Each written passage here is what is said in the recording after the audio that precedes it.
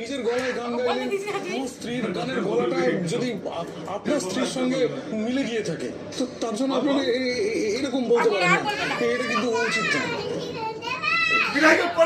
ঠিকই বলেছেন, গলার মিল তো হয়েই থাকে।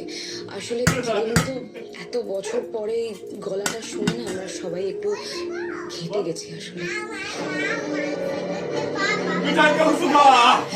বলেছিলাম আমি লোকটার কাছে আশা করি দরকার নেই, আটকা পড়ি মনে।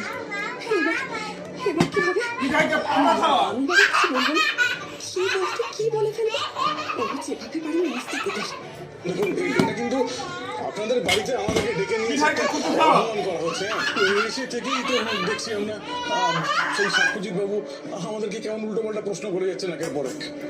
সত্যি দাদাই, তুই এই ভুলচুটিগুলো করতে পারিস, তুই এই দুজন মানুষের বাড়িতে ডাকলি, এখন তুই আর এই দুজনকে উল্টোপাল্টা কথা শোনাচ্ছিস, অদ্ভুত।